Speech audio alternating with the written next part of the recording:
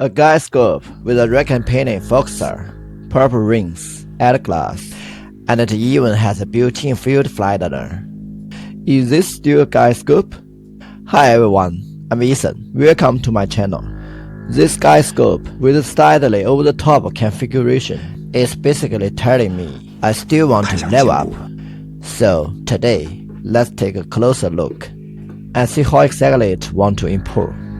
This guide scope is a ToupTek GS350. It has a 58mm aperture, a triplet-add optical design, and a 350mm focal length. Based on the common 4-to-1 RAW guide scope, this scope can theoretically guide even a C8 with a reducer with no problem at all.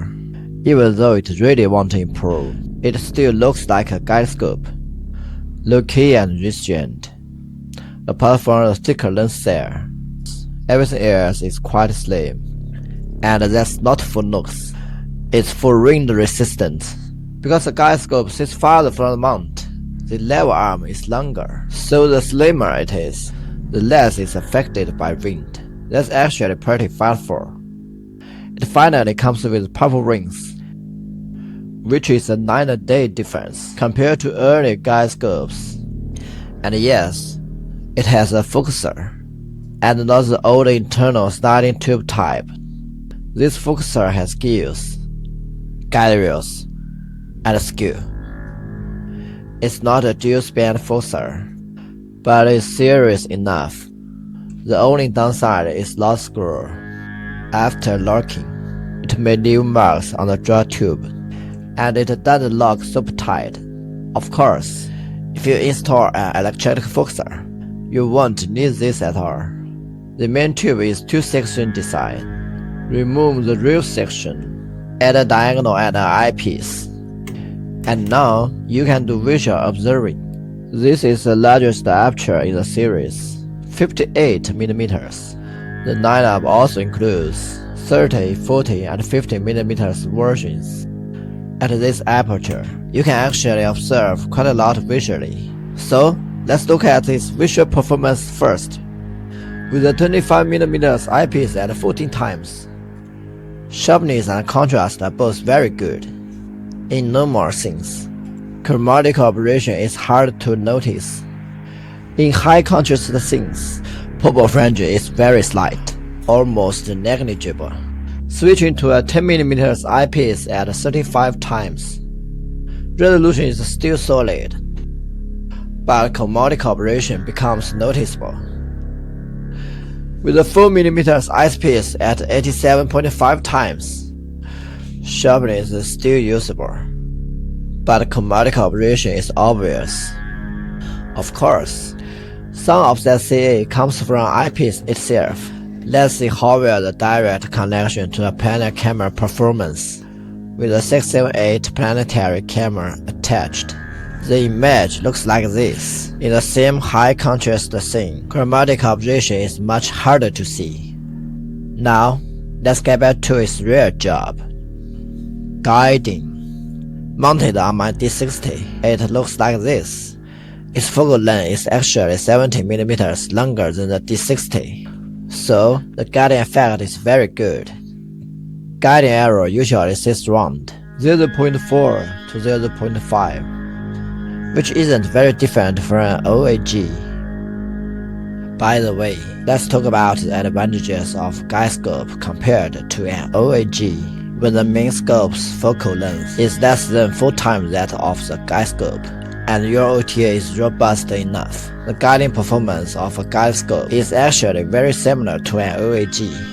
Its advantages are changing filters does not affect guiding accuracy, and with long focal length scopes, you don't have to worry about finding guide stars, and because the sample is close to the center of the imaging system, star quality is often a bit better.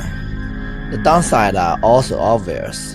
A guide scope adds extra weight, which puts more stress on the mount, and in theory, wind resistance is slightly worse. Alright, let's mount it on a big scope with a 950mm focal length and see how it performs. This is the result. Honestly, No pressure at all. The most surprising thing about this little scope is actually this. It has a built-in filter flattener. To be honest, I've never seen this kind of setup on a guide scope before. Without adding any external flattener, it can already deliver a flat field over 1-inch sensor. That means most planetary cameras and entry-level deep sky cameras like the 585 and 533 are all compatible. So naturally, we had to try some deep sky imaging. There's an M42 thread behind the focuser, so many cameras can be screwed on directly. The focuser can also be upgraded to an electronic focuser. After the full modification, it looks like this. This setup comes from my astronomy friend, Mr. Tan in Suzhou. And just like that, it becomes a full deep sky image setup. No more talk. Let's look at the results. This is a single 120-second exposure on the bottom 5.5 skies. The camera is a ToupTek 533 cooled camera with no filters used. The bright skies in the center of the Rosette Nebula are good benchmark for evaluating commercial operation. You can see that there's still a tiny bit of purple fringing around the bright center stars, but at this level, it's totally acceptable to me, especially once you know the price. As for overall star quality, apart from that slight purple edge on bright stars, I can hardly find any other issues. Stars are round with no weird spots. Achieving this on a low-cost scope is actually not easy at all.